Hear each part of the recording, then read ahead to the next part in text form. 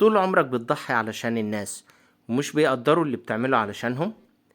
بتيجي على نفسك عشان المركب تمشي وبرضه مش بتتشكر؟ الناس بتستغل محبتك وطيبة قلبك وبيرجعوا يبيعوك في الآخر؟ لو بتحس بكل ده أحب أقولك إن الفيديو ده ليك. أهلا بيكم في قناة هيوكا، معكم باسم، والنهاردة هنعرف أنواع الشخصيات بحسب الطباع، وكمان هنتعلم طريقة التعامل معاها.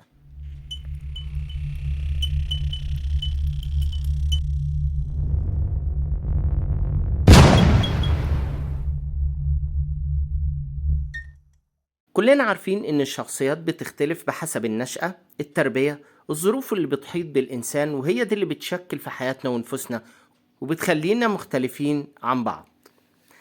علشان كده هنتكلم عن 4 أنماط رئيسية هتساعدنا إن احنا نفهم الناس وطريقة التعامل معهم.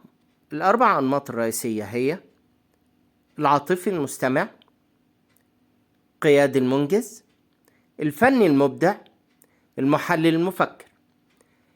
قبل ما نبدأ عاوزين نفهم إن ال4 شخصيات دي كلها شخصيات سوية. دي أنماط رئيسية في الحياة، ليها مميزات وليها عيوب. وأحب أقول إن ممكن يكون فيك صفات من ال4 شخصيات، بس ركز الشخصية الأكتر صفات فيها موجودة في حياتك، أعرف إن هي دي الشخصية الرئيسية ليك. هنتكلم النهاردة عن أول نوع، وهو العاطفي المستمع. الشخص العاطفي المستمع ده باختصار هو الشخص الرومانسي اللي بيحب المشاعر والأحاسيس الجميلة. إزاي تعرف إن أنت عاطفي مستمع؟ هتسمع معايا صفات العاطفي المستمع، ولو توفرت فيك الصفات دي أو أغلبها أعرف إن أنت الشخصية دي بالظبط. حساس، تلاقي مشاعرك عميقة، بتهتم بمشاعر الناس، بتتأثر بحزنهم. بمعنى ان لو ليك صديق حزين هتلاقي نفسك بتزعل علشانه، بتحس بألمه، بتتضايق، بتشيل همه، طول الوقت بتفكر في مشكلته. كمان هتلاقي نفسك ودود، مجامل، لبق جدا في كلامك، بتحترم الناس جدا.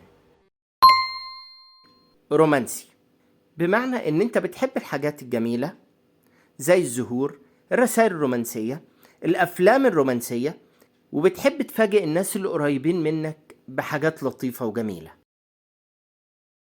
خيالي،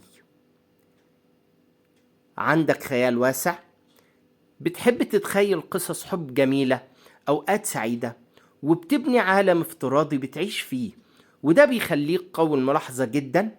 بتلاقي عندك سرعة بديهة عالية جدا جدا، وده بيخليك ستوري تيلر رائع جدا للناس، عشان كده الناس بتحب تسمعك. عاطفي، يعني بتظهر مشاعرك بسهولة زي الفرح، الحب، الحزن، لدرجة ان انت ممكن تبكي لو شفت مشهد حزين في فيلم، او تضحك في الاوقات الممتعة. صادق، يعني دايما بتكون صريح في مشاعرك، بتحب تتكلم دايما عن احاسيسك وعن افكارك، بتحب تصارح الناس بكل اللي بتحس بيه جواك. مسالم، بتسعى للسلام حتى لو على حساب نفسك، تقول مش مشكلة بس أهم حاجة المركب تمشي.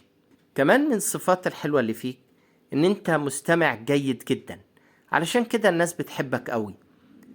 كمان بتقدر تفهم مشاعر الناس بسهولة، ده بيخليك داعم جيد جدا للناس اللي حواليك والأصدقاء والعائلة. من صفاتك الحلوة إن أنت كمان عندك قدرة على التواصل العاطفي، وقدرة قوية جدا لأنك بتعرف تعبر عن مشاعرك بسهولة، بوضوح جدا، أفكارك واضحة، وده بيساعدك إن أنت تبني علاقات عميقة مع الناس. باختصار كده أنت شخص مليان بالمشاعر الحلوة، وبتحب الحب لذاته، وبتعبر عنه بطريقة لطيفة. أعزائي المشاهدين، بكده تكون انتهت حلقتنا، وكل اللي وصل معانا لهنا أحب أقولك أنت صديق القناة. اثبت وجودك بتعليق، وما تنسوش لايك وشير. مستني أراكم واستفساراتكم، وأشوفكم في فيديو جديد. سلام.